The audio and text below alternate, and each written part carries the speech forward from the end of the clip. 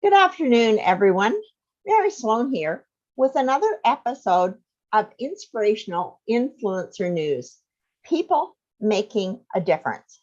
And our guest this afternoon, Brian Wolpoff, is certainly someone who is making a difference. And he's been doing this for a pretty long while. So he has obviously made a huge difference as the Chief Marketing Strategy at Profit Master Business Solutions. And he's helped hundreds of businesses create profitable solutions to drive sales, attract and maintain customers, and build a solid corporate brand. Currently, small business owners hire him to rebuild their business confidence and competence to exceed expectations, because most have a business in a state of chaos, are lacking guidance, and are frequently overwhelmed. So he helps redirect energies, creates accountability, and accelerates performance, actually doubling their revenues, and in the process, making them love their business again. And heavens only knows, isn't it great to go to a business you love? So, Brian, what is the one thing that you really want to make sure we let our listeners know? Well, I appreciate being here, Mary. Thank you very much.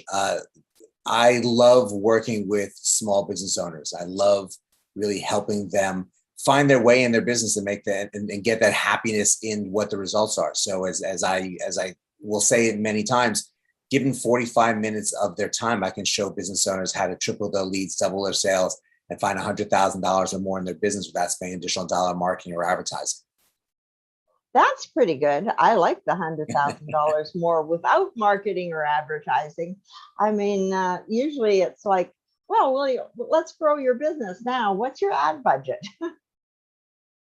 And knowing those information is very important, and having and spending what you kind of have to look at what is being spent and why. Sometimes people are spending and not getting results. And a lot of times you're not getting results because of the format of where you have things in isn't working. You may not have a market dominating position. So when people look at your ad and then maybe click on it and go to your website, they don't understand what you're trying to sell, and they're going to go off and try to figure it out from someone else. You really need to find every way to communicate clearly with your prospect what's going on, what's emotionally going on in their heads, because really there's something that they have that they want that they don't have, and they have to figure out the right people to find the answers for them to be able to want to have conversations with these companies.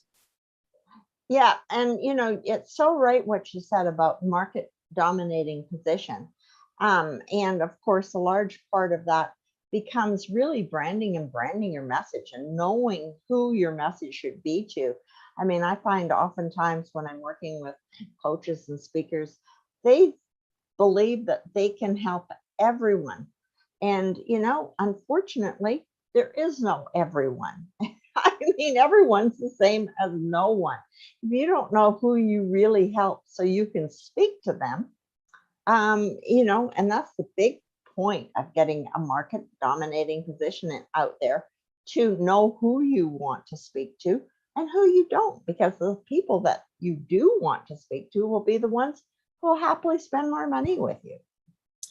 Yes, I love speaking to, as an example, people that sell hand lotions and skin lotions. And what the answer is when you ask them what is their audience, people that have skin. Well, that's not what their audience is. There are only certain people that will spend money on lotions, and they have different needs because they have skin ailments or chapped skin or hardened skin, and they need answers, but you have to have the right answers for them. Because if you solve a solution that gets rid of rashes, but I don't have a rash on my skin, I'm not going to want to move forward with your skin cream. Absolutely. Absolutely. And so knowing what that product can do and exactly who that product is for is critically important. It always is. Like the best example of a market dominant position is Domino's. Domino's made a decision in the 70s and 80s that they were going to change the way they're focusing their business. and they're going to focus on this is who their client is, hungry college students. And they started setting up their businesses not as restaurants, but really as takeout and delivery places near the college campuses. And their goal was to be the fastest pizza to the college student. And in doing that, they created their campaign from that concept, and they added value in the process. So everyone remembers the campaign that's you get your pizza in 30 minutes or less, or it's free. And that really enhanced the amount of business they were doing, because this is who they were focusing on. And in the overflow, they were getting any other person who's hungry that wanted pizza for free. But they target their deliveries based on what the location is. They were realistic. If someone's an hour and a half away, they're not going to do that offer. But that's why they have lots of locations around the country. And, I mean, obviously that type of offer is great for somebody with lots of locations around the country if you want to advertise on a global basis. But again, it's kind of knowing where you are and who your target market is, because, we're lucky with the digital industry, because even if you only had one pizza location and you wanted to use that type of marketing dominating position, you are so fortunate to be able to really hone in and locate now with your advertising, so you don't have to market to the whole country. Yes, you need to understand, again, who your client is, who your avatar is, where they're located, what their interests are, where they're at. So if you're advertising on Facebook, but they really spend their day on TikTok and Instagram, you're wasting your money and don't understand where your client is. And this is for something that is a lot more global, like Domino's Pizza, or even something local where you have a shop that specializes in something locally, how to address your audience that make them, that they get excited about coming to your establishment and sharing that information with others. Well, and it's so interesting because there's a lot of different social media out there. And of course, you can't just rely on LinkedIn or Facebook. I mean, there is Instagram, there is TikTok, and even some of the subreddits. Some people can find markets in subreddits. I know there's a big subreddit group that is huge in the stock market. They call it Wall Street Bets. And I mean, they make a huge difference in the market. So, I mean, it really is knowing the platform that everybody hangs out on. It's very true. Again, it all goes back to knowing who your client is, knowing who your target prospect is. If you know what they are, and you know who they are, you know where to find them, then you can spend your dollars and time and marketing efforts wisely. Well, and once you know where they are, what exactly do they want? Because the more you can hone in, like you were saying with your skin cream and the rashes, a skin cream that solves rashes isn't great for someone who's, feeling like their skin is really dry. It might really be, but they don't know. True. That's not speaking to them, right? And I jumbled on it when I described it before, but pretty much people there's a problem they don't want, a result they want they don't have.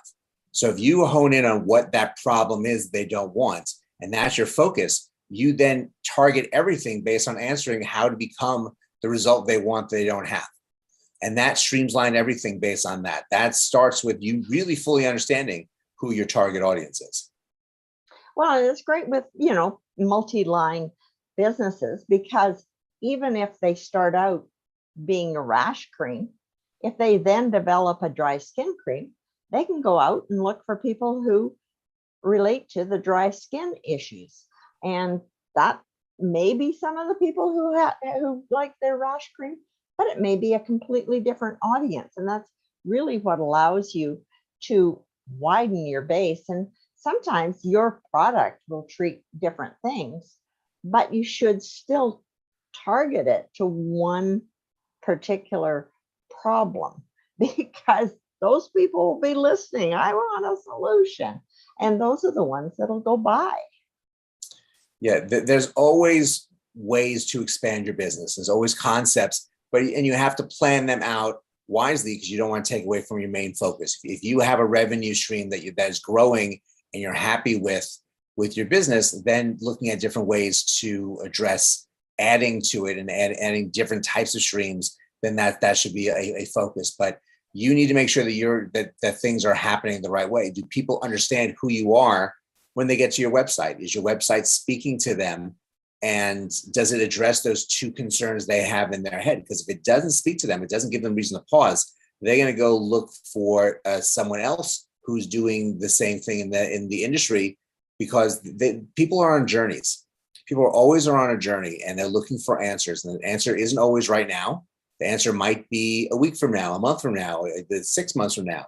But you need to figure out how to be in communication with them so that you are top of mind when they're ready to make that decision. So how else do you help your clients? Is that major way, or are you branding? What else are you doing? Well, I come in with 12 strategies initially that I can implement to just about any business.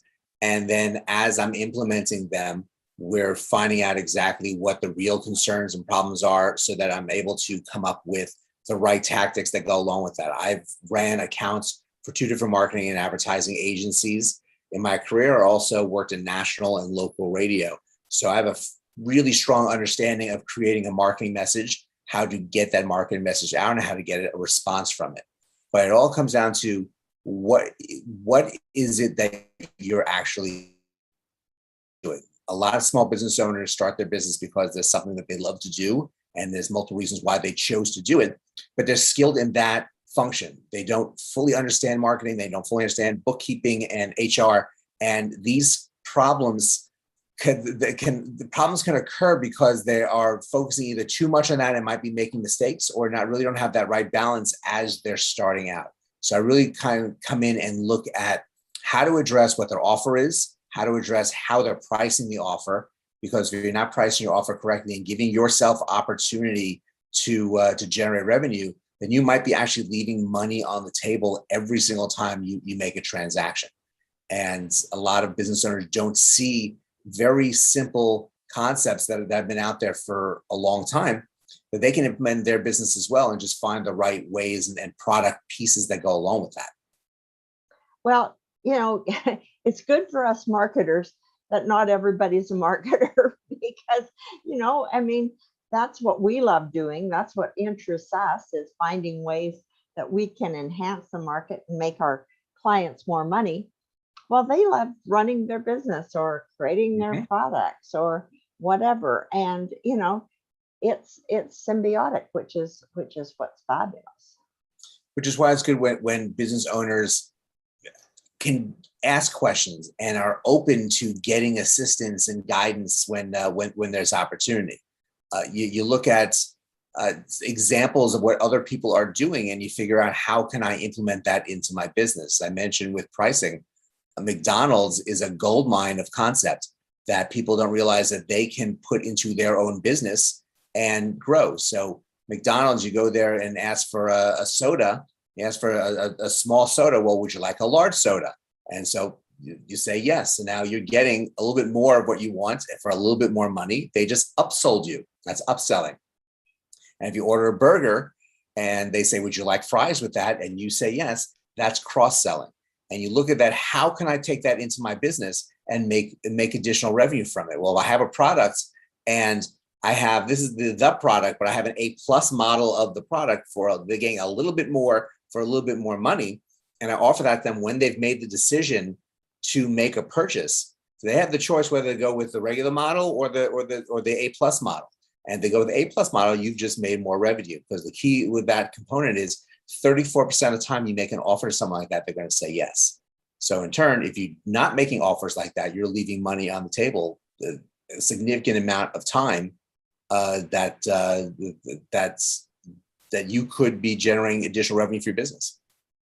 And, I always kind of harken back to the funnel idea. And, we talk about funnels when we're marketing, but that's exactly what it is. It's kind of like you're in a marketing funnel, and now you should have the upsells, the downsells, the cross sells, so that, if somebody gets there and they want what you are offering, but maybe it's a little bit too much money for them, if you've got something that's similar, maybe not quite as good, or maybe lacking one type of thing, but maybe they'd be happy to try that. You know, it's having that flexibility of offers so that you don't leave money on the table. It's something that's so simple, but most people don't think about it and trying to, okay, here's my prices and let me just make my sales and keep on going. But sometimes it takes a second set of eyes to look at what you have as opportunities to see where your business can grow. And, you know, I'm sure that, you know, coaching your clients to reach out frequently to their business, their loyal customers. I mean, one of the things that I found working with small Main Street businesses was they were so busy, you know, oftentimes, that thinking about, you know, how we can take care of the customer and what can we offer them next and how can we increase that loyalty. I mean, Starbucks does such a fabulous job with their loyalty program. And, you know, they've got a loyalty card. And I mean, businesses had stamp cards a long time ago. Well, now we've got, you know, the loyalty cards that you put in your phone, and it's much easier to track because they haven't lost their loyalty card from the last time they left in. They came in or put it in the wrong pocket or wherever they had it, which used to be the problem with loyalty cards. But I mean, those make a huge difference because, I mean, really, for most people, customer lifetime value is way more important than that first sale. The first sale may be a tentative sale. They're just trying you out.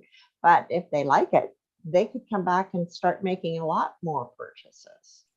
It's very true. You really have to, again, have a good understanding of who your customer is and continuing to speak to them.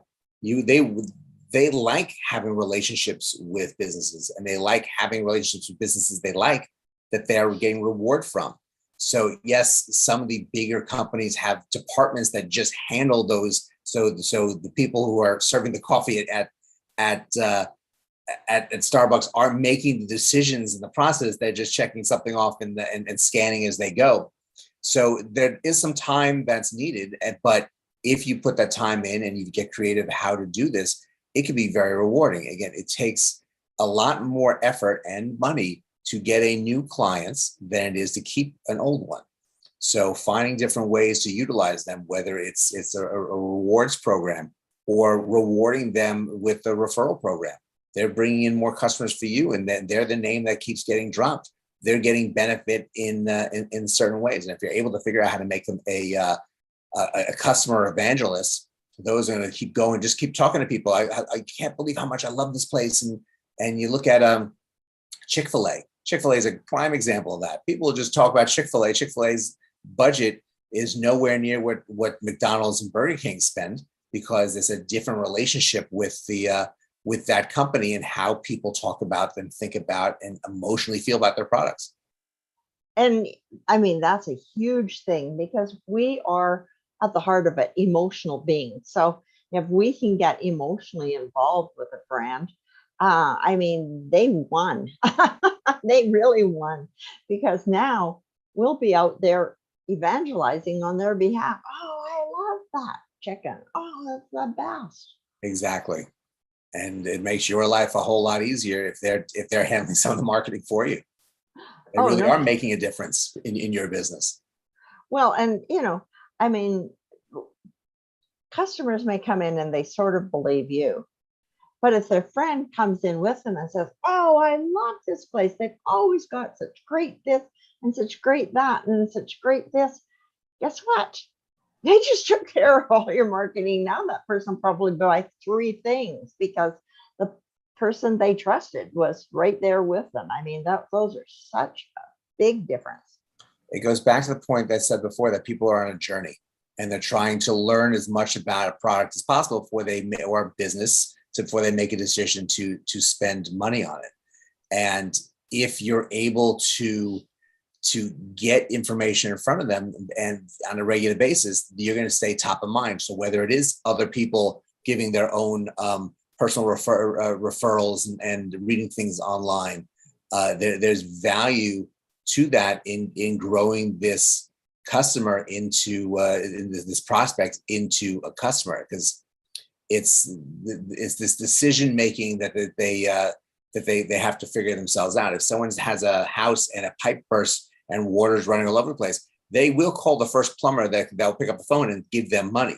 They're a now buyer, but everyone else who's redoing the pipes and redoing the fixtures and all that, it's going to take time. But they want bids, they want information, they want people to talk about their experiences with these businesses, and then they can make a decision. But these businesses also need to stay top of mind to try to keep themselves in the game. Yeah, and I mean that's the other big thing. I mean, if you have evangelists out there, the evangelists do an amazing job of keeping you top of mind because they're just always, those people are wonderful for any business. Unfortunately, they seem to be kind of made that way. And you just have to find them. It's hard to make somebody that. Very true. Very, very true. I mean, find the cheerleaders, find the ones who just can't wait to tell other people about you because they are so excited they have such good service. But Very powerful. yeah, and because it takes all the stress out of the buying decision for the purchaser. It's like, oh, I totally trust my friend. Wow. There's so much that goes into marketing a business and communicating with a client base and a prospect base and a community that this is why small business owners' heads are about to explode, because it's just too much that they're trying to handle all by themselves. And hopefully they are developing with staffs, with people to help with some of these tasks. But not everyone is. And it's a shame because over the course of a 5-year period, 50% of small businesses that start today will close. And a lot of it has to do with the fact that not being able to maintain and handle a lot of these different specific tasks that, if they have the people to help them and guide them, could be very easy, but by themselves are very difficult. Well, and I mean, you just can't, as a small business owner, you've got lots to think about. You can't think about everything. I mean, really, running a business is, I mean, these big corporations run businesses with thousands of people. You have the same issues running a tiny business with 1 or 2 people, I mean, you've got employees, you've got customers, you've got supplies to bring in and all the supply chain stuff. I mean, you never really realize what people talk about, like the supply chain's broken, until all of a sudden it's broken in front of you.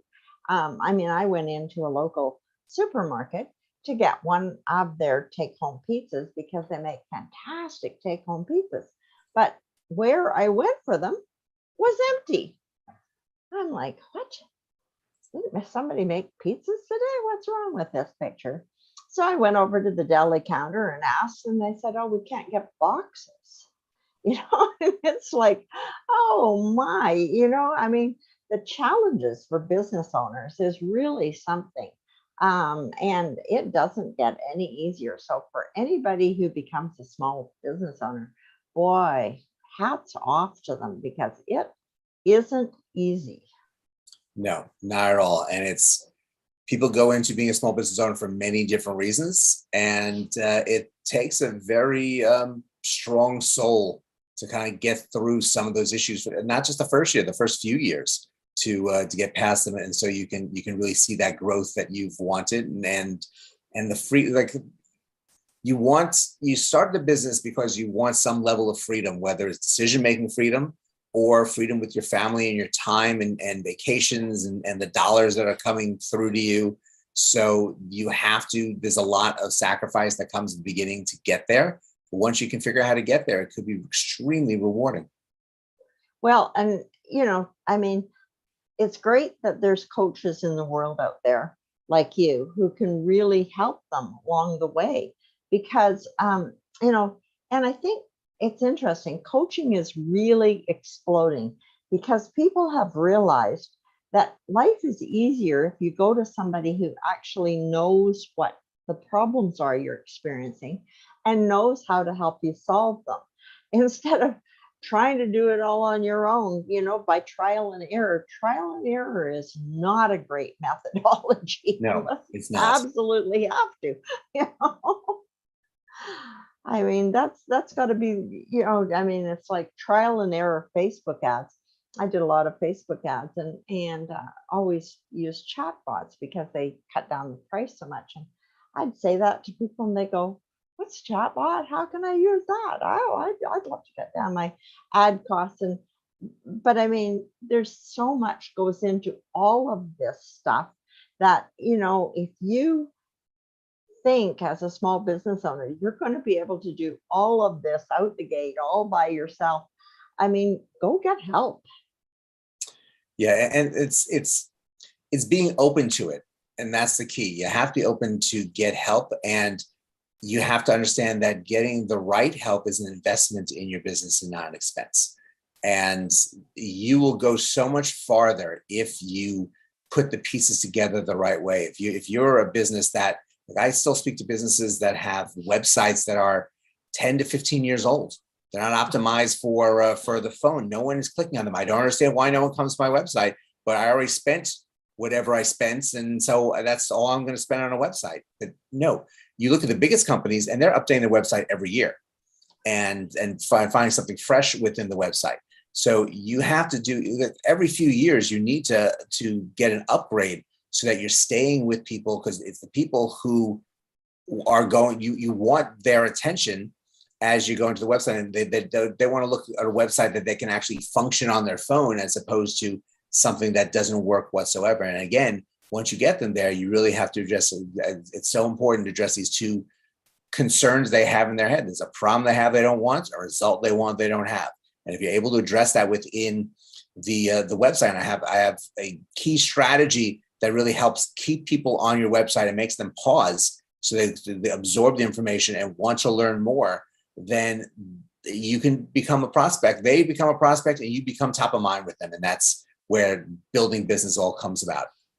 Well, that's so critical because, you have studies all the time that talk about how long people will give websites when they come in with their phone, and now you've got, it seems like it's less time than goldfish. If they give you 5 seconds, that's a long time. Well, half of these websites barely load in that time. And I mean, if you don't have a website that loads really fast on a phone, they're not going to be there by the time your website loads. Exactly. You have to stay with the times, and because that's where your prospect is. Oh, and we become more and more and more dependent on our phones. Even those of us who didn't grow up with this technology at all. But, somehow or other, it's, once you adopt it and accept that this is the way, it's great to have because you can travel anywhere and find any information you want very easily. But the restaurant owner needs to understand what our experience is too as we come to their website. Because if we're traveling or we're just running around somewhere we don't know, looking for lunch or something, if you've got a great website that really captures our attention and makes us go, "Oh, wow, that looks great," guess what? You've probably got a new customer. It may not be for a long time, but at least you got one new customer for the day. Absolutely. I absolutely agree. And, so I'm so glad that people have someone like you that they can go to who's had this experience, had it in all kinds of different industries, had it with so many different customers, because that's what you can bring to your clients. And they are so blessed to have someone with that depth of experience to help them, because boy, I'll tell you, it's tough out there. And I appreciate that very much. It definitely is a challenging world, and you have to know what moves to make and what ways to communicate the right way, and what ways to facilitate your prospects and your customers. So I'm always willing to answer questions in general for people, because it's just helping businesses and trying to keep them on the right track is a value to me. Well, I think in your in the description that we've put up with his show, I think you put in your link for, is it at Ask Howard Wolpoff? Yes. Is that Talktohoward.com goes right to my calendar. We can spend some time working with whatever question you have, or you can take a look at my my website, profitmasterbusinesssolutions.com. And if you're there, you can actually download my book, and it goes through these strategies that I kind of start off with to learn how to increase your lead sales and revenue. Well, I hope people will click Talk to Howard and go off and get some help and find your website and download your book. And but we're running out of time. Gosh, time flies, doesn't it? Yes. Anyway, I really want to thank you very much for your time today and say you were a wonderful guest. And to our listeners, we'll be back on Wednesday. Thank you so much. Thank you.